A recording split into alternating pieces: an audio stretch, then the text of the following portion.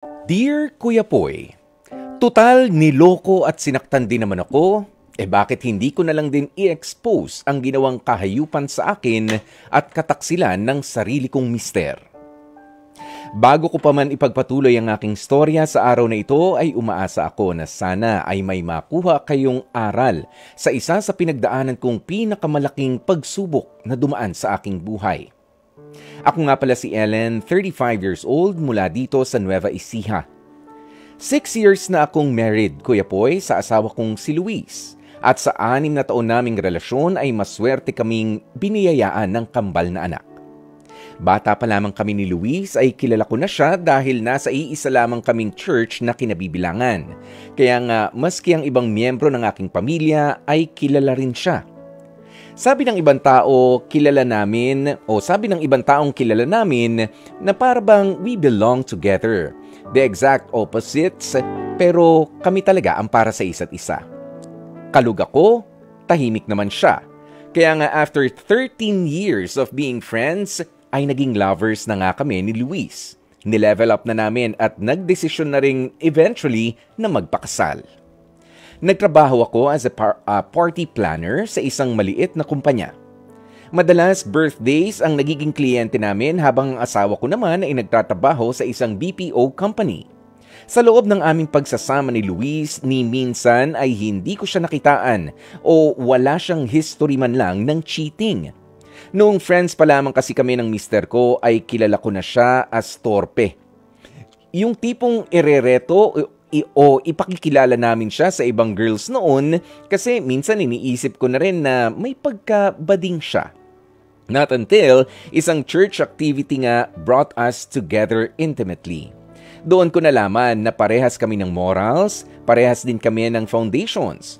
Perfect, kumbaga, ang masasabi ko para sa aming dalawa. At pagkatapos nga ng 3 taong marriage naman namin, Kuya Poy, ay bigla na lang nagbawas ang kumpanyang pinapasukan ni Luis at kasama siya sa mga natanggal. Maraming beses na sumubok si Luis sa iba't ibang mga kumpanya sa pag-asang magkaroon na siya ng trabaho hanggang habang naglalakad-lakad kami sa Pasay sa pag-asang may mahanap kaming papalit sa dati niyang hanap buhay ay nakatanggap kami ng tawag mula sa isang kumpanya. Ayon sa nakuha naming message ay nakapasa raw ang asawa ko as call center agent kaya sobrang proud naman ako sa achievement na yon ni Luis. Akala ko magiging okay na ang lahat, Kuya Poy.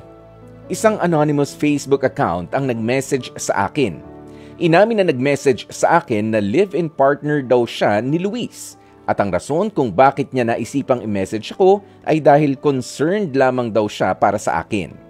Siyempre hindi ako naniwala dahil alam kong never din namang na-late sa uwi sa trabaho si Luis.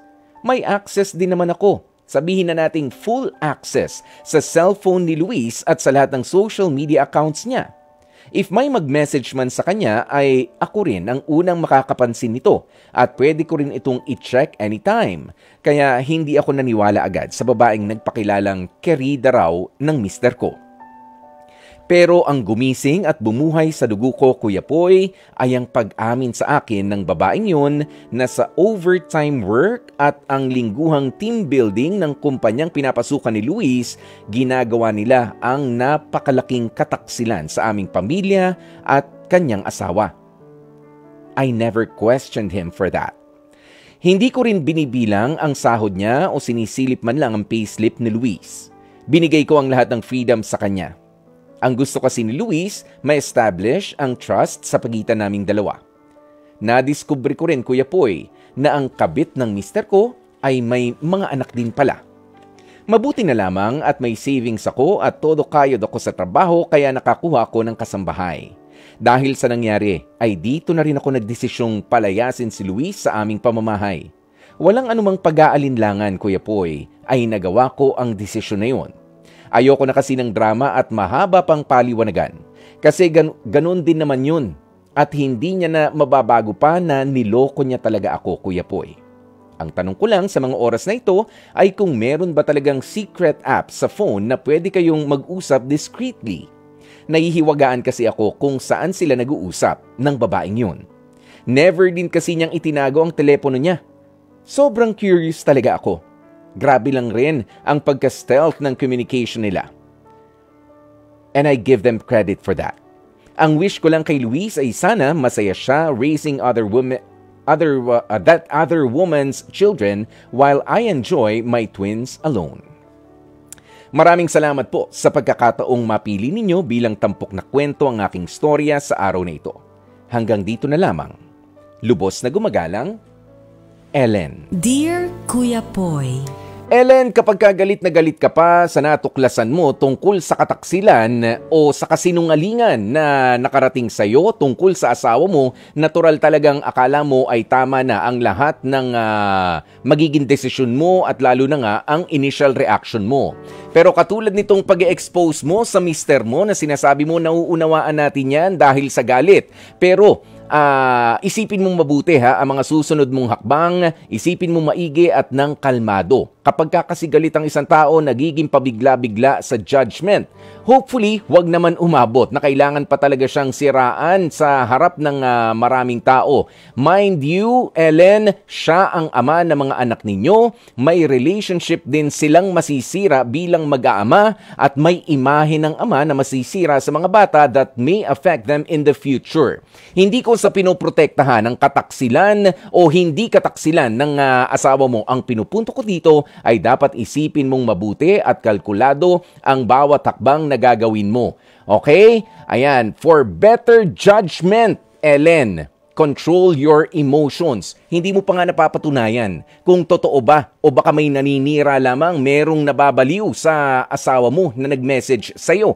Pakinggan mo naman yung asawa mo dahil sabi mo, wala na mahabang usapan, ito na yon, ito na yon. Hindi ganyan. Okay? For better judgment, control your emotions. Matuto ka ring makinig. Hindi natin alam kung totoong kataksilan o kasinungalingan lang ang bagay na nakarating sa'yo.